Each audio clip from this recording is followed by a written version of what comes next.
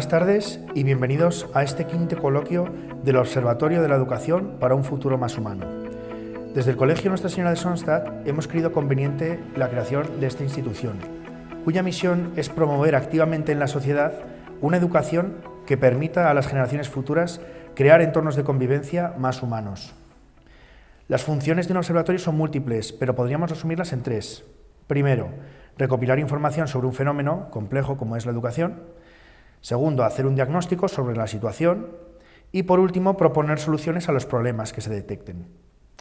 Así pues, tenemos la vocación de ser un espacio de reflexión constante sobre la situación de la educación, tanto en España como en el mundo. Y precisamente para eso, para hablar de educación, tenemos hoy con nosotros a un invitado de excepción como es Juan Gabriel Fernández. Hola. Buenas tardes, Juan Gabriel. Buenas tardes, muchas gracias, Álvaro. Primero, ¿cómo prefieres que te llame? ¿Juan Gabriel o Juan? Juan, por favor. Juan, vale, sí. Juan.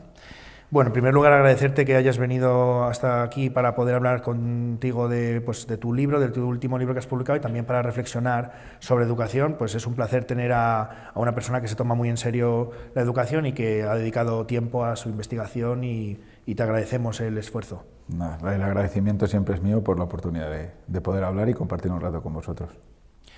Bueno, para quienes no le conozcan, Juan es biólogo y es doctorado en psicología. Ha sido investigador en la Universidad Politécnica de Madrid y también para el Real Jardín Botánico de Madrid. Ha sido y es profesor de instituto desde hace más de 10 años. Ha sido formador en cursos de educación y de investigación educativa. Es también creador de un blog maravilloso que es Investigación Docente, que yo he consultado varias veces y que tienes, un contenido que cualquier profesor, valoraría. Y también es autor del libro que ha salido en 2022, Educar en la complejidad. Y también eres padre de 2 hijos. Sí. ¿De qué edades? De 10 y de 8, casi 8. Muy bien, muy bien. Bueno, entonces, como hemos visto, el perfil es un perfil bastante centrado como en la investigación y en la ciencia. Lo primero que que me vino a la mente cuando estuve investigando sobre ti era pues esa ¿cómo se produce en ti ese giro desde un ámbito más científico al ámbito educativo? Bueno, la realidad es que, como tú bien has dicho, la educación es un fenómeno multifactorial, ¿no? Es muy complejo. Hay factores que se pueden estudiar desde la ciencia y otros factores que no hay que engañarse. Pero es verdad que hay el aprendizaje, por ejemplo, lo que tiene que ver con cómo aprenden las personas, cómo funciona nuestra mente cuando asimilamos conocimientos nuevos, cuando queremos aprender cosas, cuando queremos conectarlas en nuestra cabeza, darles significado, pues ahí tenemos una ciencia relativamente reciente, porque lleva como unos 60, 70 años, que son las ciencias cognitivas del aprendizaje, que nos pueden aportar mucha información. A mí me parece que la ciencia es como un espejo, como un contraste, ¿no? Luego después hay que ver cómo la implementamos, cómo la vivimos, ¿no?, en nuestro día a día, pero el poder que tiene, para mi gusto, es liberarnos de algunos sesgos que tenemos, porque nuestro trabajo es muy de implicación, muy de relación humana, y entonces nos aporta una mirada desde fuera y nos dice una palabra a veces incómoda que nos puede ayudar en esto de educar. Bueno, como dijimos también en la presentación, eres creador de un blog que es Investigación Docente. ¿De dónde se sale esta iniciativa de crear este contenido para Internet? Bueno, yo empecé a leer libros de educación porque coincidí en una formación con Mariana Morales, con la que he escrito un libro de evaluación formativa, y fue la primera vez que me propusieron leer un texto científico sobre educación. Eso yo lo había hecho cuando trabajaba en conservación de plantas en el Jardín Botánico, pero es verdad que en mis primeros años como docente yo vivía de lo que habían hecho conmigo y de la intuición, que es muy buena para algunas cosas, pero también es peligrosa para otras, ¿no? Y entonces, a partir de ahí empecé a leer libros de educación y en un momento determinado un grupo de gente que nos reunimos, que se llama MEDAD, que reflexionamos de muchas cosas, desde un punto de vista muy similar, yo creo, que al del observatorio, pues me propusieron presentar uno de los libros que había leído, ¿no? Y entonces eso fue muy bien y la gente se quedó como con ganas de más. Y el problema es que casi todos estos libros de referencia están en inglés. Y entonces decidí pues crear una página web donde pudiera sintetizar lo que yo había aprendido en esos libros, las ideas principales, en castellano, para que la gente que quisiera acercarse a esa investigación pues pudiera hacerlo de una manera sencilla, libre, porque el blog no tiene ningún tipo de beneficio ni nada, es un contenido abierto. Es verdad que en el mundo anglosajón estos blogs ya existían. Yo ya había leído otros blogs de Tom Sherrington y demás. Es más común, ¿no? Digamos, y entonces es cierto que ahí también encontré una inspiración de cómo hacerlo, cómo... También todo es muy casero, yo voy aprendiendo, he tenido que cambiar el diseño varias veces porque era malo, sinceramente. A veces incluyo referencias y la gente dice, uy, estas referencias tienes que ayudar a simplificar el lenguaje. Aprendes que una entrada que tiene una imagen, aunque sea un ordenador puesto encima de una mesa, la gente lo lee más porque tiene una imagen. Bueno, vas aprendiendo sobre la marcha y en este sentido he aprendido a base de prueba y error. Muy bien. Y bueno, y fruto de todas esas investigaciones, ¿no? De esos posts que has ido sacando en el blog, pues es fruto este libro, este último libro que has sacado, Educar en la complejidad. Para quien no lo conozca, ya el título puede ser un poco pues llamativo, el por qué llamarlo Educar en la complejidad, o por qué no llamarlo mejor Educar en la sencillez, ¿no? Que tiene más gancho según el marketing editorial, ¿no? Decir algo que es más sencillo normalmente nos llama más la atención, lo complejo nos suele tirar un poco para atrás. Sí, es verdad. Yo tengo un amigo que dice que debería haberlo llamado Educar en la neurocomplejidad, y entonces al ponerle neuro delante a la gente le hubiera gustado, porque no quería engañar, porque en el fondo lo que se trata es, mira, esto, yo no te puedo dar recetas, ni tengo como una gran verdad que comunicarte, yo tengo una forma de mirar las cosas que pueden ayudar a comprender mejor especialmente los temas espinosos que hay en la educación y que muchas veces se solucionan con recetas o con soluciones fáciles, ¿no? Por poner un ejemplo, como el caso de la tecnología. No podemos resolver el problema de la tecnología en educación con posturas polarizadas. Una es que no haya tecnología en educación, porque toda tecnología es mala. La otra es, vamos a dar dispositivos a las puertas y eso por sí solo ya mejorará. Pues es uno de los casos que yo creo que merece la pena pararte y analizar y decir, bueno, quizá con esto sí que se podría enfocar de una forma científica, es decir, vamos a ver cómo funciona esto, lo medimos qué pasa, cómo medimos cómo mejora esto el aprendizaje, y ahí descubrimos que la respuesta es gallega, depende, ¿no? Depende de cómo implementemos la tecnología y qué hagamos con ella, puede tener unas potencialidades enormes o puede ser incluso un distractor del aprendizaje. Y así hay muchísimas cuestiones que deberíamos abordar desde esa mirada. Yo también soy padre, como tú has dicho, y a veces en los medios recibes mensajes como si esto fuera una cuestión de una fábrica donde tú metes unos ciertos elementos y ensamblas ya un niño perfecto, y no pasa. Y en el fondo no pasa porque hay muchas cuestiones que requieren de la matización. Y a mí me gusta eso, que el aportar matices y aportar puntos de reflexión para que luego también ayudar a pensar, ¿no? No es un libro que aporte, digamos, soluciones, no es un libro técnico como hablábamos antes, sino que es un libro que la intención, que ojalá lo haya conseguido, era, bueno, después de esto quizá puedas pensar en algunos mensajes que recibimos y digas, a ver, vamos a analizarlo bien, vamos a mirar bien un poco de dónde han salido estos datos o en qué se basan estas afirmaciones. De fondo, además, en muchas afirmaciones hay una visión del hombre, una visión de la sociedad, que es muy importante pararnos a pensar qué visión del hombre y qué visión de la humanidad, de la sociedad tenemos, para saber si esos mensajes sencillos que recibimos nos están llevando en la dirección contraria de lo que son nuestros valores. Sí, de hecho, en tu libro dices muchas veces que la información que llega a las familias y también en algunas formaciones de docentes, ¿no?, es que predominan a veces eslóganes que son como muy fáciles de comprender, que ofrecen soluciones simples a problemas que son complejos. Entonces, ¿cuál es realmente el riesgo de estos eslóganes, de estas pedagogías o estas modas que vienen y que pues intentan implementar como ideas simples pero que realmente encierran más enjundia de lo que aparenta? Un riesgo superficial es que no funcionan. Entonces hay muchas cosas que no van a funcionar. Lo que pasa es que como no las vas a medir, pues nunca vas a saber que no funcionan, porque al final los niños crecen, los niños maduran y en general van a seguir aprendiendo cosas. No quizá tantas como habrían aprendido de otras formas, pero aprender siempre van a aprender. A poco que hagas van a aprender porque son niños, están deseando, son esponjas, ¿no? Y el riesgo profundo que yo le veo es precisamente este, que al final, si por ejemplo en nuestra visión de lo que es descubrirse como persona, para nosotros es muy importante la iluminación, por ejemplo, que viene de fuera, ¿no? Y el contraste que nos puede dar un libro o el contraste que nos puede dar una cierta tradición, y eso es bueno porque te está diciendo cosas que apelan a, digamos, que te dan un contraste, que apelan a una visión determinada que es importante.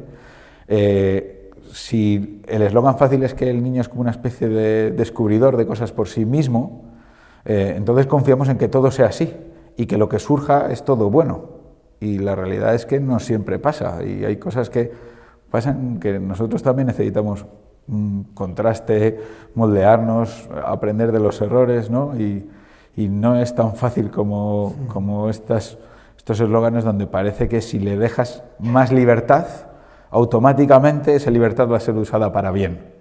Eso, por ejemplo, me parece que es peligroso, ¿no? Y me parece que en el fondo nos aleja un poco de lo que queremos construir como sociedad. Sí, sí, completamente de acuerdo. De hecho, hay un capítulo que creo que es el capítulo 2, que se titula Una noción compleja de la realidad. Ha sido el capítulo que más me ha interesado y va un poco en la línea de lo que comentaba antes. Tu libro es un libro pedagógico, pero luego tiene una importante carga, una perspectiva más bien filosófica, en el sentido de que viene a desmontar esos mitos. Y para desmontar esos mitos tienes que tener previamente una noción, una idea de verdad que tiene que estar construida de un modo sólido. Y creo que en esa idea de verdad también es muy importante la perspectiva científica cuando queremos desmentir unas cosas y otras.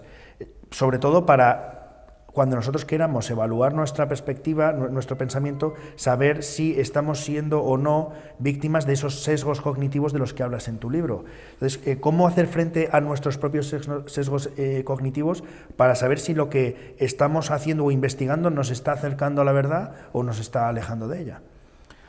A ver, todos tenemos sesgos, yo también, ¿no? Es una parte inapelable, ¿no? La idea esencial sería que nuestra percepción no es neutra, es decir, nuestra memoria es reconstructiva, no se parece a una cámara de vídeo. Hay una frase muy bonita de un libro sobre la memoria que dice que nuestra memoria depende más de quiénes somos ahora que de lo que pasó. Y es verdad, porque a la luz de lo que creemos ahora, de lo que es importante ahora, vamos reconstruyendo, digamos, recuerdos. Entonces, lo mismo pasa en nuestra percepción de lo que sucede en el aula, ¿no? Hay un deseo inherente a que lo que hagamos, el tiempo que hemos invertido formándonos en una metodología o haciendo una cosa, funcione, ¿no? Nuestra visión como padre de nuestros hijos pues siempre es sesgada, gracias a Dios, y es bueno. Claro, ahí lo malo es cuando esas percepciones no ayudan, ¿no? No ayudan a comprender la realidad, sino que en el fondo la distorsionan, ¿no? Y muchas veces las expectativas que configuramos y las cuestiones que afectan a cómo vivimos a ciertas cosas están deformadas un poco por estos sesgos. En educación pasa mucho. Un mensaje, bueno, y en los medios y en cualquier cosa, ¿no? Una cosa repetida muchas veces, inevitablemente nos la creemos más. Incluso aunque hay experimentos en los que se avisa a los sujetos, ¿no? que se les va a decir una cosa que es mentira, pero que se les va a repetir muchas veces, y al final, al cabo del tiempo, pasa el tiempo y esa verdad ha permeado, aunque se les avisara de que no era cierta. Entonces, conocer los sesgos también ayuda un poco al pensamiento crítico, esto que tanto nos importa, yo creo que nos importa para bien. Saber que nuestra forma de percibir la realidad, nuestra forma de asimilar información, nuestra forma de construir conocimiento, depende en gran parte de lo que ya hay, creo que ayuda mucho a la hora de entender esto de la educación. Me gusta mucho lo que has dicho al principio sobre la perspectiva de la memoria, porque yo al menos desde mi perspectiva como profesor de historia, pues veo que tiene una relación muy estrecha también con la perspectiva histórica. Muchas veces los acontecimientos del pasado no dependen tanto de lo que pasó en ese momento, sino de cómo los interpretamos desde el presente. Y sobre lo de los experimentos que dices, a lo largo de la historia, pues ahí está, ¿no? La historia de la propaganda, claro, todos los modelos, cómo ha ido, pues eso, calando ideas que se van repitiendo, e incluso mucha gente que pensaba que era cierta, pues al final, o sea, que sabían que eran falsas, las acaban asumiendo, ¿no? Entonces, claro. eso... Esto pasa como cuando yo a veces en clase hago un ejercicio que es mirar periódicos y ver si saben distinguir lo que es un anuncio de una noticia. Y ahora hay una cosa que se llama noticia promocionada por, que en el fondo es un anuncio. Entonces yo creo que en educación hay que distinguir y habría que ser honestos. Esto es propaganda, lo hago porque me parece importante que tú conozcas esto. Bien, vale. Pero luego hay otra parte, no todo puede ser propaganda, hay cosas que son, pues esos experimentos que nos han salido mal. Yo me fío mucho cuando leo cosas de gente o bueno, la propia ciencia, que no siempre pasa tampoco en ciencia, pero cuando dice, mira, he probado esto y esto me ha salido mal. Claro, es que yo he probado 1000 cosas, como te he dicho en el blog, en clase y con mis hijos, cosas que han salido mal. Lo que pasa es que a veces deberíamos de generar un clima donde no pasa nada, incluso con el alumnado, no pasa nada por reconocer que esto ha salido mal, porque darse cuenta de que ha salido mal significa que hay alguien evaluando la verdad, por así decirlo, la realidad de lo que está sucediendo. Me ha recordado eso de las noticias promocionales que dices. En tu libro mencionas a veces también el tema de los rankings, ¿no? Rankings de colegios y tal, que muchas veces esos rankings pues son propaganda. Son propaganda, ¿no? Porque al final es una forma, digamos, de cuánto gasta el dinero el colegio en... Claro. Sí, probablemente contengan algo de información, porque la propaganda contiene algo de información, pero no lo vendamos como alguien ha establecido unos criterios claros, públicos y contrastables, ha ido un comité evaluador tremendamente riguroso, ha ido evaluando y al final lo ha sacado. No, lo conozco y no es así. La realidad, eso puede servir para otras cosas, pero es un ejemplo. Y en las prácticas educativas yo creo que muchas veces nos pasa igual. Hay determinadas prácticas que están de moda y entonces, bueno, pues tienen como una cierta predicación y parece que funcionan siempre, que ese es el problema, y hay otras prácticas que parece que no funcionan nunca, y ese es el problema. Probablemente no sea tan sencillo, probablemente haya cosas que funcionan en general y hechas de una determinada manera en la que habría que ahondar en los principios por los que funcionan, conociendo cómo funciona la memoria, por ejemplo, y luego hay otra serie de cosas que funcionan, en general no funcionan, pero que en ciertos contextos, con cierto alumnado, sí funcionan. Bueno, pues adelante con eso. Hablando de los sesgos y de diferenciar noticias y no, pues justo hace poco leí una noticia en LinkedIn que el titular venía a decir algo así como: sin emoción el cerebro no puede aprender. Que esto lo hemos visto mucho, lo de la importancia de la emoción en los procesos educativos. Entonces, ¿cuánto de verdad hay en esto? Claro, ese es muy buen ejemplo. Es cierto, la emoción es una parte esencial del procesamiento cognitivo, ¿no? Lo que pasa es que su papel no es mediador siempre positivo. Hay emociones que impiden el aprendizaje, por ejemplo la euforia, que es positiva, ¿no? Es agradable, pero por ejemplo es mala para aprender. Si tú estás viendo una final de Champions, por ejemplo, de tu equipo, y en ese momento después te pones a intentar trabajar cualquier cosa, pues probablemente no estás en el estado emocional, ¿no? Y luego hay emociones, y esto es lo interesante, hay emociones que son desagradables, pero que activan el aprendizaje. Por ejemplo, la frustración, o por ejemplo, una cierta tensión, ¿no? Cuando decimos que sin emociones no hay aprendizaje, decimos una obviedad porque percibimos emociones todo el rato. Pues espero que ahora estéis percibiendo emociones de interés o de inquietud. Si no, serían de aburrimiento. No puede haber la no emoción, ¿no? Y eso es así, no podemos dejar de percibir emociones. Y el papel de las emociones en el aprendizaje es también una cosa en la que nos deberíamos de formar los docentes, profundizando en todas estas complejidades. Porque si no, parece que una clase que es muy emocionante lleva a mucho aprendizaje. Y no siempre. Como siempre, la respuesta gallega depende. Si tú has prendido fuego a una silla, pues probablemente lo que recuerden sea que tú has prendido fuego a una silla o que has prendido fuego a los Doritos, que leí una vez, ¿no? Eso puede captar la atención, es como lo de la propaganda, eso tiene una función, ¿vale? Capta la atención, a lo mejor enfoca a cierto tipo de alumnos a, bueno, oye, esto qué interesante es, pero después tienen que pasar cosas en las que haya significado de aprendizaje respecto a algo consistente. Si no, nos vamos a quedar solo en la emoción y entonces se va a impedir el aprendizaje. Y por cierto, ¿qué opinas también sobre otro de los eslogans que se dice mucho, lo de poner al alumno en el centro de la educación?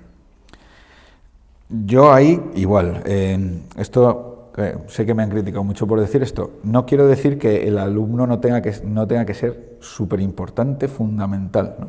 Poner al alumnado en general en el centro. Me rechina un poco la frase de poner a una persona en el centro de algo, porque me parece que en el fondo aquí hay una relación de una persona con su cultura, con su historia, con su familia, con sus compañeros, con los profesores, que también tenemos nuestro corazoncito, por así decirlo. Entonces, poner algo en el centro supone supeditar todo a su bienestar. Y vuelvo a decir lo mismo, si eso implica que siempre tiene que sentirse bien, puede ser peligroso, porque a veces necesito que esté en tensión, a veces necesito que sienta una cierta curiosidad, indignación de, oye, esto, ¿por qué es? A veces necesito que posponga sus necesidades por mí, por su compañero. A veces necesito que el centro no esté en sí mismo, sino que esté en el otro, o que esté en el bienestar de la sociedad. A veces necesito... O sea, que me parece que es fácilmente malinterpretable la sociedad en la que vivimos, donde todo es en el centro porque mi bienestar es lo más importante. Entonces, no hay nada fuera de eso. Me parece que cualquiera que hayamos sido padres sabe que eso funciona porque tú no estás en el centro, sino porque en el centro está el otro, ¿no? Y jamás diría que el profesor deba ser el centro tampoco. Me parece que en general que haya una persona central a partir de la cual se desarrolla todo no refleja muy bien lo que debería pasar en un aula. En un aula hay una comunidad, en cierta manera, donde es difícil que alguien sea el centro, sino que el centro son más bien las relaciones, ¿no? Los vínculos que se puedan establecer ahí. No sé si me explico, porque de hecho, va mucho en la línea del colegio, en la pedagogía de Sonstadt hablamos mucho de la vinculación hacia ideas y vinculación hacia personas o vinculación a lugares. Entonces, realmente tiene mucho que ver con un poco el espíritu de la pedagogía del colegio también. Es que en el fondo hay ideas que, volviendo al inicio de nuestra conversación, hay ideas que no son incómodas, pero necesitamos escuchar a veces algo incómodo, o algo que nos remueva, o algo que nos saque de nosotros mismos. Yo he vivido mucho esto de cosas que me sacan de mí mismo y me han venido muy bien. Y entonces me asusta un poco esta frase de poner al alumno en el centro, que, insisto, no quiere decir descuidarlo en absoluto, al contrario, ¿no? Pero a veces lo que necesitamos es el contraste, y me parece muy interesante eso del vínculo con las ideas, o con la literatura, o con la música, hay vinculaciones que en el fondo te trascienden. Sí. Luego, una de las frases que más destacaría de tu libro es aquella en la que dices que el problema de la educación no es esencialmente un problema de método. Sí, eso lo digo porque me parece que estamos como muy centrados en métodos. Y vamos, yo el primero, ¿eh? Cuando hablamos, o en las conversaciones que hemos tenido antes, siempre hablamos de eso. ¿Qué metodología seguís aquí? ¿Qué metodología seguís acá? Pero personalmente yo he detectado una falta de formación, por ejemplo, en eso, cómo funciona la memoria, cómo funciona el aprendizaje, cómo funciona la motivación, cómo funciona la cognición desde el punto de vista de la influencia de las emociones en la cognición. Reducirlo todo a un problema de métodos sería como reducir la carpintería a un problema de martillos. Y en el fondo hay unos objetivos que deberíamos hablar a menudo, de para qué sirve, ¿no? la educación, para qué sirve un colegio, para qué sirve la escuela, los principios que fundamentan esos métodos, que esos métodos son muy variados, pero hay métodos que se pueden agrupar por principios, y muchas veces esos principios los desconocemos, ¿no? O hablamos, por ejemplo, del aprendizaje por proyectos, que fue propuesto hace 100 años por Kirkpatrick, ¿no? nos falta un poco conocer los fundamentos, el andamiaje detrás de las ideas que ponemos en práctica. Entonces, evidentemente, cómo lo haces es importante, pero también qué haces, por qué lo haces, por qué haces eso y para qué haces eso, son preguntas muy importantes también. O sea, que lo que vendrías a decir es que, o sea, importa al final el objetivo, es más bien como una especie como de teleología de la enseñanza. En función de los fines que tengamos, los métodos que se implementen, pues habrán de ser unos u otros, ¿no? Y que a lo mejor a veces conocer, por ejemplo, la carga cognitiva, por ejemplo, me podrá ayudar a adaptar cualquier método de forma positiva. Es como, no solo necesito, por ejemplo, un cirujano no solo necesita conocer la técnica quirúrgica X, necesita conocer la anatomía del sistema circulatorio que explica por qué la técnica quirúrgica funciona. Si solo formamos en técnicas, pues tenemos cirujanos que entienden muy bien millones de técnicas, pero no los principios fundantes que están debajo, que explican por qué, teniendo en cuenta la estructura de nuestro cuerpo, aplicamos la medicina de esa manera.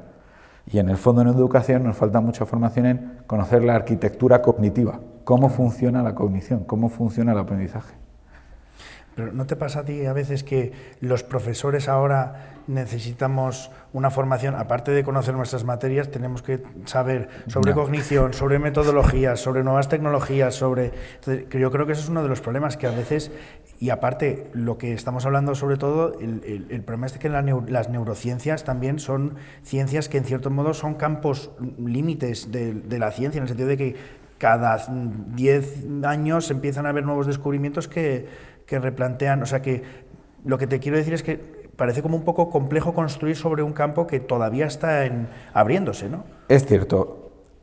Yo ahí sí que diría, bueno, yo hablo de ciencias cognitivas más de neurociencias, porque a veces nos formamos en neurociencias y nos explican la estructura del hipotálamo, pero yo no necesito saber eso, necesito saber cómo funciona el hipotálamo en un niño que aprende, no necesito saber neurociencia, ¿no? Por eso le llamo psicología cognitiva. Pero luego se analizan las formaciones, y esto se ha hecho, un amigo mío de la Universidad de Baleares lo ha hecho, las formaciones son exclusivamente o casi exclusivamente de herramientas. Kahoot, Geniali, ¿no? PowerPoint. Pero eso es un poco, o sea, es corto porque además evidentemente van a cambiar y dentro de 10 años probablemente haya otras, ¿no? Entonces, una base de esas cuestiones estaría bien. Yo también soy defensor de que los docentes tenemos que leer. O sea, que hay una formación que no se consigue solo mediante cursos, sino que se consigue leyendo. Porque, como dijo un alumno mío cuando se compró el libro, leer a alguien es dejar que te dé la brasa, en sus palabras textuales, 2 veces. Porque tienes que leer lo que ha escrito y luego tienes que pensar lo que ha escrito. Y tenía razón, tenía toda la razón. Yo creo que no he aprendido lo mismo, aunque nos ponen una pirámide, que es falsa, es un mito, de que leyendo aprendes solo el 10%, escuchando no sé qué, que eso es mentira y además tiene una historia muy rocambolesca.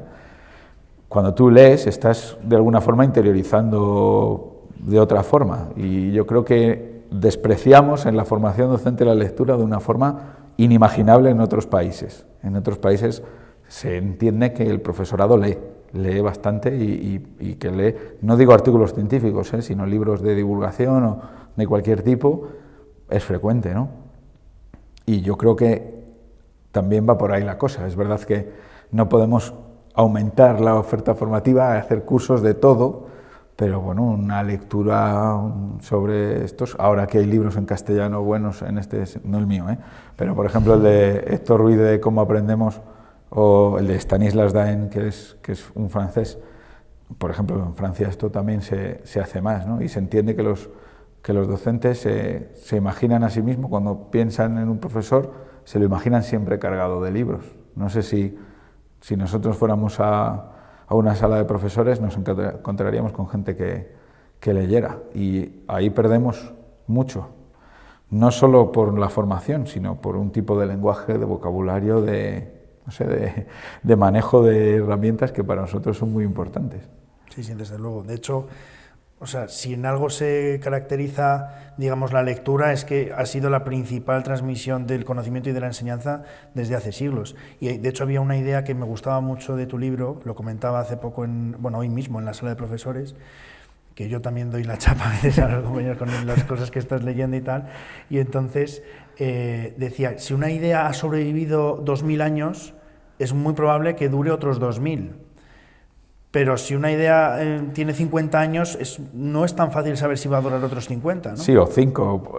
Ese es el ejemplo de las tecnologías, por ejemplo, efectivamente, ¿no? Se nos dice que tenemos que actualizarnos porque se genera una enorme cantidad de conocimiento al día, y es cierto, pero precisamente lo que tenemos también es una enorme cantidad de conocimiento que ha sobrevivido a un montón de siglos, y porque es valioso, porque ha sido valioso siempre. Y entonces, claro, lo que aparece ahora, que nos parece fundamental, al final, yo llevo 12 años en la enseñanza, y en esos 12 años he conocido siglas educativas para dar y tomar, aparte de 3 leyes educativas, ¿no? Entonces, claro, llega un momento en que dices, ya no me creo que esto vaya a ser la panacea, porque ya he vivido muchas panaceas.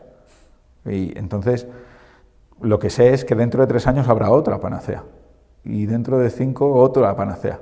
Pero hay algunas cuestiones que tienen que ver con nuestra forma de aprender que más o menos se mantienen sostenidamente. Fiémonos de eso. Gran parte de la dificultad de la investigación educativa, creo, que viene también de los diferentes ritmos que hay, ¿no? En la investigación toma muy, muy lento, y yo estoy haciendo el doctorado ahora y es lento. También eso te ayuda a cultivar algunas cosas, ¿no? Y en educación a veces necesitamos las soluciones ya. Necesito la solución el año que viene, entra la LOMLOE y ya tengo que hacer no sé qué. No sabemos, esto no es tan rápido. Una cosa tan compleja, es difícil encontrar una solución. Tienes que ver lo que aguanta, tienes que ver cómo se aplica, tienes que ver a largo tiempo, ¿no? Y a veces yo me encuentro con gente que me dice, bueno, cito algo, un trabajo, un artículo, y me dice, si eso es del año 90, y digo, pues que sea del año 90 y se siga citando, es precisamente señal de que el artículo es muy bueno. Se sigue citando y sigue siendo actual. Si todo tenemos que basarnos en la ciencia publicada en 2022, pues estamos acabados, ¿no? De todo lo que se ha publicado en 2022, ¿qué se seguirá citando, de qué seguiremos hablando en 2032? Pues probablemente de lo relevante, de lo que ha sido útil, de lo que se ha puesto a prueba y se ha funcionado. Sí, me hace gracia eso que dices de la premura que tenemos los profesores muchas veces. Otra de las cosas que se nos suele decir es que tenemos que educar para profesiones que todavía no existen, ¿no? Dices, claro, dices, ya no sabes ni qué hacer, digo, que tengo que aprender para enseñar a... Ahí hay una noción de verdad, o sea, es lo que digo, sí, no es como desechar ideas. Yo creo que ahí, evidentemente, hay muchas cosas que van a pasar que no sabemos muy bien. La inteligencia artificial, sí hay que reflexionar sobre eso, sobre el papel. Eso no implica que tengamos que cambiar absolutamente, poner todo patas abajo para preparar a un mundo desconocido que a la vez nos guía a un mundo desconocido. Joder, es un poco extraño, ¿no? Debería de guiarnos como principios y valores fundamentales que queremos que sigan estando en el científico de datos, en el periodista, en el que va a hacer algo que no está inventado todavía. Ahí habrá una persona que en el fondo tendrá una serie de características que podemos, ahí el para qué de la metodología, ¿no? El objetivo. ¿Cómo quiero que sea esa persona? ¿Quiero que sea compasiva? ¿Quiero que tenga pensamiento crítico? Pues vayamos hacia ahí, porque si no parece que siempre vamos por detrás, ¿no? Y a veces, yo creo que las familias muchas veces en esta locura perdemos credibilidad porque vamos siempre persiguiendo un futuro que nunca vamos a alcanzar, ¿no?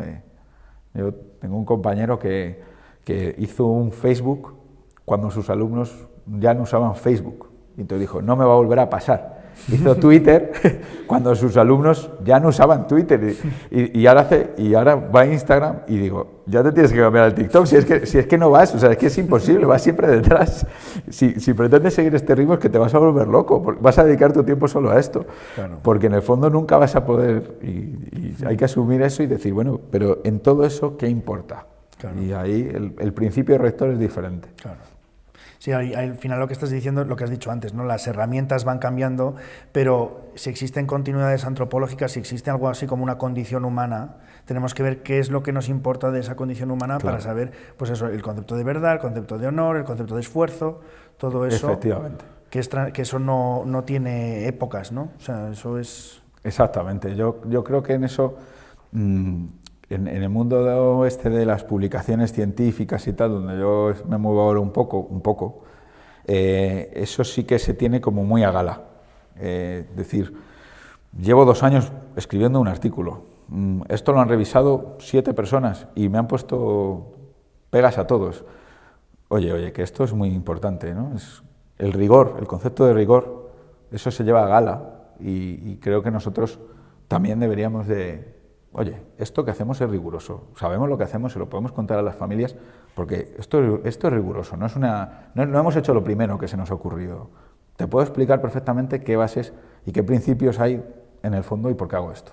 Te lo cuento, no tengo problema, porque ser riguroso está bien.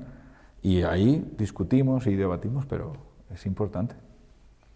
Luego me hace mucha gracia en tu libro que a veces mencionas a tus alumnos, les llamas nativos digitales, pero no de los que han nacido sino de los nativos que danzan alrededor del fuego, ¿no? Sí, esto se lo digo mucho y nos reímos, no se lo digo a mal, ¿no? Pero siguiéndolo con las herramientas, nosotros usamos tablets y una vez que para mandar un correo fue, madre mía, porque claro, se habían acostumbrado a mandar correos desde una aplicación, pero desde el navegador era difícil, ¿no? Entonces, es verdad que saben usarlo para muchas cosas muy bien y tengo alumnos que me sobrepasan en capacidad de aprender cosas, sin duda, pero en general me parece que no es tanto. De hecho, se han hecho estudios en torno a los nativos digitales y se sabe que es una idea a principio que habría que desechar, ¿no? Porque la realidad es que vivir en el contexto de la sociedad digital no garantiza que tú tengas herramientas, por ejemplo, para diferenciar un anuncio, una publicidad, para diferenciar quién publica un periódico y cuál es su línea editorial, dónde busco la información, ¿no? Y de ahí todos tenemos historias con la Wikipedia, ¿no? Y con trabajos hechos en base a la Wikipedia, que en el fondo también es una invitación a profundizar en esto, qué es la Wikipedia, quién edita esto, cuál es la autoría. Presuponer que solamente con una inversión digital ya nace alguien capaz de lidiar con el mundo digital es obviar todos los estudios que nos muestran todos los problemas que tenemos de ansiedad, de adicción a las redes sociales, de problemas de lectura asociados al uso de dispositivos, que insisto, no quiere decir que no haya que educar en ese contexto, dar herramientas para que la gente pueda seguir pues, aprendiendo de otras formas, potenciando habilidades que sin duda tienen las nuevas generaciones. Yo creo que el bautismo de fuego de todos los profesores fue la pandemia. O sea, en ese momento ahí hubo que aprender y desarrollar, y ahí se vieron pues un poco las ventajas que tenía en un momento dado, ¿no? Cuando estuvimos pues en confinamiento, pero también las limitaciones, ¿no? De decir, es que al final muchas de las cosas que tienen lugar en el aula no pueden ser suplantadas por las herramientas tecnológicas. Y también vimos que lo digital no puede ser llevar lo que hacíamos en el aula al mundo digital. No funciona, no funciona. Es distinto, es otro contexto. No puedo hacer lo mismo que hacía, pero en PDF, no funciona. Claro. Y también vimos, pues eso, que en general hacer una foto a una hoja, de forma que se pueda ver la hoja, que no esté así picasiana la hoja, también es un desafío. Que cuando tienes que bajarte una cosa y guardarla en la nube y luego recuperarla, tienes que nombrarla de una forma porque si no, no hay nadie que la encuentre. O sea que ahí se vio perfectamente. Yo pensé que después de esa experiencia, porque se han publicado pero cientos de estudios analizando el efecto de la COVID en el aprendizaje, súper interesantes muchos de ellos, yo pensé que no volvería, pero ya vuelve otra vez el tema la idea esta de los nativos digitales, y está claro que no, necesitamos una guía, un andamiaje, igual nosotros y ellos, todos necesitamos un andamiaje. Bueno, para ir finalizando, uno de los temas interesantes que tratas en tu libro es sobre el concepto de lo útil y lo inútil dentro de la educación. Yo creo que todos los profesores hemos tenido que hacer frente alguna vez a la terrible pregunta que nos dicen los alumnos siempre, ¿no? Esto a mí, ¿para qué me va a servir el día de mañana? ¿Esto para qué lo lo voy a utilizar. Entonces, muchas veces como que gastamos tiempo o esfuerzo para intentar explicar la utilidad de las cosas, pero claro, que también tiene un cierto riesgo, según lo que he leído en tu libro, me parece muy interesante, porque hay un riesgo a la hora de valorar todos los contenidos de un currículum en función de útil e inútil. Claro, hay un problema temporal, porque hay cosas que parecen inútiles ahora, pero a la larga serán muy útiles, y luego hay un problema fundamental, que es la utilidad y qué clase de personas queremos educar. Y hay muchas cosas que son aparentemente inútiles, pero luego son muy valiosas, ¿no? ¿Útiles para qué? ¿Útiles para quién? ¿No? Son preguntas que habría que hacerse. Y luego a mí me parece también muy importante el problema de la incomprensión. No hay que desdeñarlo, es decir, cuando una persona está aprendiendo algo y no la comprende, en el fondo, digamos que no la aprende, pero deja un rastro, por así decirlo. Y puede que leer algo que no comprendes te ayude en el futuro a entender y a aprender relacionado con esa idea. Si no hay significado, no hay aprendizaje. Pero también hay un hábito de descodificación de significados complejos en la que es necesaria una etapa de un poco de incomprensión. Todos los que hemos leído algo de filosofía, por ejemplo, sabemos que esto es verdad. Y hay un conocido que decía, tú léelo, que aunque no lo entiendas, tú acábatelo, ¿no? Que en el fondo, sí. Que en el fondo quiere decir, déjalo ahí dando vueltas, como en una especie de máquina de estas de casino, ¿no? Tú déjalo dando vueltas, que llegará un momento en que conecte con otras cosas y entonces a lo mejor rescatas esa idea. Y creo que eso es una idea poderosa, que además está basada en lo que sabemos, ¿no? Para comprender estructuras jerárquicas complejas, que lo que aprendemos en el colegio, no estamos codificados para ello, que es una idea interesante, ¿no? Hay aprendizajes que son primarios, montar en bici, nadar y eso es relativamente fácil de aprender. Hablar, solamente por exposición lo podemos hacer. Pero hay otro tipo de aprendizajes para los que nuestro cerebro no está evolutivamente preparado porque es muy reciente. Llevamos muy pocos años haciéndolo, que es enseñar y aprender a leer en general a toda la población, aprender matemáticas, ecuaciones. En el fondo, si lo piensas, ¿cuánta gente sabía hacer ecuaciones hace 1000 años? Nadie. Y ahora pretendemos que todo el mundo lo sepa hacer, lógicamente y con razones, ¿no? Pero claro, eso implica que nuestro cerebro se tiene que acostumbrar a un tipo de ideas abstractas, básicamente abstractas, con las que no manejaba hace 1000 años, ni mucho menos 20.000 o 50.000 cuando vivíamos en cavernas, ¿no? O vivíamos en tribus, en cabañas de adobe. Claro, eso implica una dificultad. Y hay un término muy interesante de los York, que son unos psicólogos cognitivos, que dicen que hay dificultades que son deseables. Hay dificultades deseables para el aprendizaje. Por supuesto, hay dificultades indeseables, que son las que no entiendes nada, no ligas con nada, se acabó, eso está en blanco. Pero hay unas dificultades que son deseables, que son buenas para aprender. Son las dificultades que te empujan en la zona de desarrollo próximo, digamos, en el borde, ¿no? Lo que tú dices, esto no lo entiendo, pero casi, o esto me suena. Creo que una de las preguntas es que vamos a dar paso ahora a las preguntas que han venido con nosotros algunos profesores del colegio que quieren hacerte algunas preguntas y me parece que una de las personas quería hacerte una pregunta que iba un poco en esa dirección para que... Vale, genial. ¿Vale? Sí. Justamente, nosotros aquí en el colegio cada año trabajamos una actitud transversal, desde infantil hasta bachillerato, que nos ilumina y nos va despertando la motivación y también es un principio para aprender, o sea que lo utilizamos como algo formativo de la persona, pero también trasciende hacia el aprendizaje, o sea, intentamos que esta actitud vaya de fondo. Y justamente este año la actitud es la fortaleza.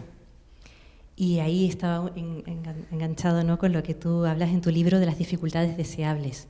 Pensábamos que justamente el querer ser fuertes, el fortalecernos, nos ayuda a enfrentar dificultades y quería preguntarte si nos podías explicar un poco ese concepto de tu libro.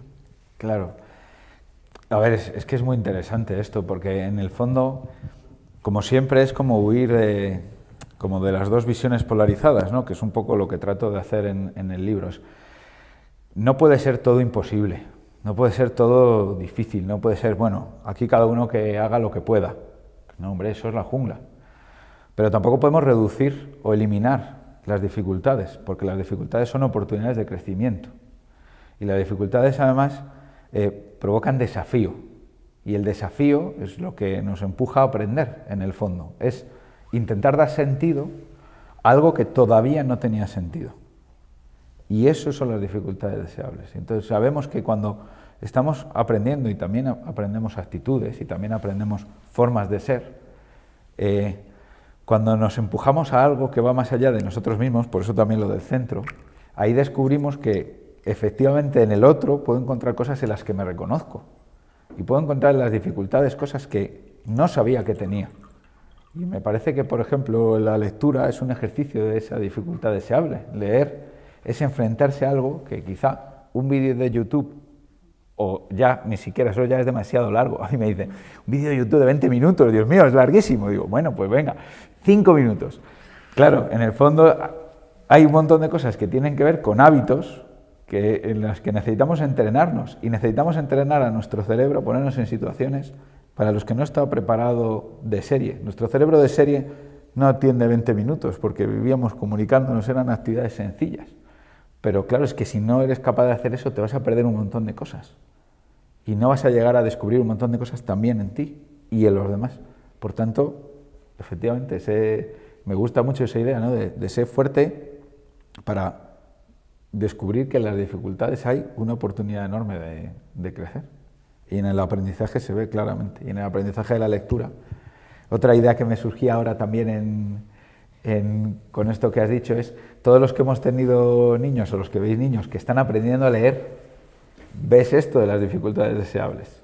O sea, no llega el primer día al libro y te lo lee, sino que ves cómo va decodificando las palabras. Es fascinante leer sobre la ciencia de la lectura en el cerebro mientras tus hijos aprenden a leer, porque lo estás viendo in situ, decodificar un garabato en un fonema que además tiene sentido. Es una pasada, a mí me parece fascinante, pero es difícil. Y entonces van andando por la calle y dicen, pone farmacias, y enfrentarse a esas dificultades es lo que les va a dar soltura para luego leer bien, que sería como un objetivo claro. Hay que leer bien, hay que leer fluido, ¿no? Sin dificultad es imposible la lectura.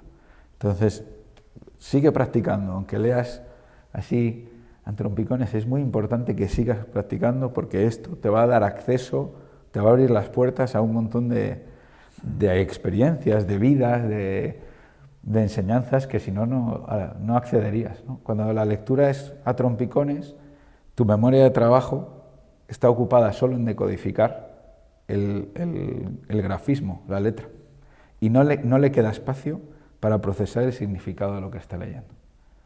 Y eso es una desgracia.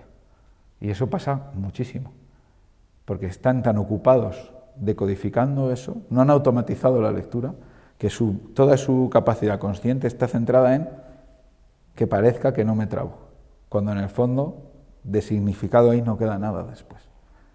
Pues eso, por ejemplo, es un principio fundante para la enseñanza de la lectura que deberíamos de conocer todos, también en secundaria, porque en secundaria también hay que trabajar la lectura.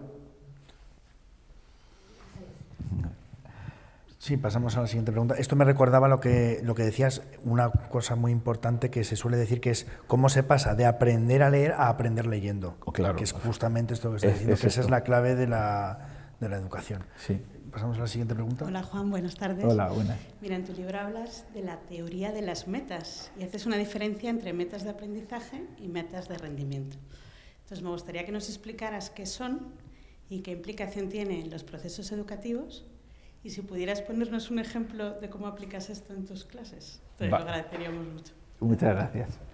La motivación es otro de los temas que salen en el libro, porque me parece como la frase fácil, ¿no? Los niños tienen que estar motivados. Y dices, sí, pero a ver, que aquí hay mucha tela que cortar. Hay motivación extrínseca, que es la que me viene de fuera, y motivación intrínseca. No podemos demonizar la motivación extrínseca, porque en el fondo, pues, tiene su papel, es decir, pues evidentemente que me paguen me ayuda a trabajar, por ejemplo, ¿no? Aunque me encanta mi trabajo. Y no podemos desligarlas ni pretender que solo haya motivación intrínseca. Pero evidentemente la motivación intrínseca es como un motorcillo que podemos incorporar dentro de la persona, que le va a ayudar precisamente a enfrentarse con fortaleza a las dificultades, porque va a tener un motor interno, con lo cual el objetivo tiene que ser siempre construir motivación intrínseca. Pero la motivación, a su vez, la siguiente capa de la cebolla, por así decirlo, es que la motivación siempre se enfoca hacia algo. No existe la motivación en general. Yo me motiva a hablar de esto, pero no me motiva a bailar, por ejemplo. Siempre hay un qué me motiva. Y entonces digamos que hay un objetivo, una meta. Yo puedo pensar que lo que me motiva es conseguir algo, o lo que me motiva es lo que voy a aprender mientras consigo ese algo. Eso es la meta de resultado o la meta de aprendizaje. Yo puedo pensar que aprendo inglés. Voy a usar el ejemplo anterior para no introducir elementos nuevos, ¿no? Yo puedo pensar que tengo que aprender a leer con soltura para que no se rían de mí en clase. Y esto es muy frecuente, con el inglés, por ejemplo. Eso es una meta de resultado. Yo lo que quiero es que no pase algo. Una meta de resultado, además, de evitación, que son, a la larga, tremendamente desmotivadoras, porque no te puedes siempre motivar para evitar cosas. Motivarte para evitar cosas es mala idea, en general. Pero, en cambio, yo puedo decir, no, yo quiero aprender inglés porque quiero aprender mejor inglés, porque quiero hablar cada vez mejor inglés. Y puedo pensar que en mi proyecto de vida y en la persona que quiero ser, porque no puedo renunciar a la motivación extrínseca, para mí va a ser muy importante viajar. Y esa es una motivación de proceso, de aprendizaje, porque en el fondo le he dado sentido al para qué me motivo. Me motivo porque evidentemente no puedo renunciar a, pues eso, voy a tener un buen trabajo, voy a viajar al extranjero, pero durante el proceso aprender inglés en cierta manera me genera satisfacción. Aprender cada vez mejor me genera satisfacción. Por eso, y esto es casi una cuña publicitaria, todas estas ideas de cómo aprendemos deberíamos de contárselas de vez en cuando al alumnado, porque en el fondo te ayuda a motivarte. Bueno, tú, ¿para qué tomas notas? ¿Nos hemos parado alguna vez a hablar para qué tomas notas? ¿Por qué? Pues mira, porque tomar notas es muy... ¿Por qué? Porque analizas jerárquicamente la información, tu memoria codifica jerárquicamente, el fundamento otra vez, y entonces podríamos motivarles a hacer cosas que ya hacen. Tomo notas porque la expectativa externa a mí es que tome notas. Pues van a tomar notas, pero probablemente sean un desastre o a lo mejor no les ayudan. Y tienes gente que tiene que parecer que está escribiendo en clase y puede estar escribiendo barrabasadas. No es cuestión de... sino ¿para qué te motivas? Porque esto me va a ayudar. Y esas son un poco las metas de resultado, o sea, las metas de aprendizaje, las metas de proceso. Y entender esto también ayuda como a lanzar afirmaciones distintas a la gente, ¿no? No centrarse tanto en el final, sino en lo que ha sido el proceso, en lo que ha sido la evolución del estudiante a lo largo del año, del ciclo, o de su vida en el centro. Pasamos con la última pregunta. Muchas gracias, Juan. Bueno, yo hace poco me metí en tu... Muchas gracias. Bueno, yo me metí hace poco en tu blog y he visto que estás investigando sobre un campo que es la evaluación formativa, y quería preguntarte qué diferencias hay en este método de evaluación frente a otros tipos de evaluación. Bueno, la evaluación formativa es un ejemplo de algo que tiene como mucha base detrás, y entonces es llamativo porque cuando me piden a veces formar a profes, ¿no?, sobre evaluación formativa, hay gente que te pide recetas y herramientas. Es como, dame algo que me solucione esto. Quiero evaluación formativa ya, mañana. Mañana en mi clase, ¿qué hago? Y entonces yo suelo empezar siempre con una sesión previa que va más en esta conversación, porque me parece importante. Oye, esto no es una moda, es que esto lleva mucho tiempo haciéndose, tiene una base. La evaluación formativa básicamente es informar del desempeño o de cómo lo estás haciendo mientras todavía hay posibilidad de cambiarlo. Un ejemplo muy fácil. Una evaluación sumativa. Si yo al final, imaginaros que acaba esta conversación y Álvaro me dice, oye, no te he entendido nada de lo que has dicho. Hablas demasiado rápido y no te he entendido nada. Eso en el fondo es evaluación sumativa y puede ser lo que hacemos con las notas. Decimos, tiene un 6. ¿Qué quiere decir un 6? Hay 6 muy diferentes, ¿no? Deberíamos de decir también qué ha aprendido mejor, qué ha aprendido peor, qué cosas les queda por aprender. Y además ocurre al final del proceso. Ya puedes arreglarlo en el siguiente trimestre, pero lo que ha pasado en este trimestre, ya lo siento. Una evaluación formativa es que en medio de esta conversación, pues Álvaro me dijera, oye, habla más despacio porque no me estoy enterando de nada. Puedo cambiarlo. Entonces la evaluación formativa son una serie de estrategias que nos permiten tomar información de lo que está pasando en clase para poder tomar decisiones muy próximas para intentar solucionar los problemas de aprendizaje, no después de las notas, o después del boletín, o después de la prueba escrita, sino durante el proceso de aprendizaje.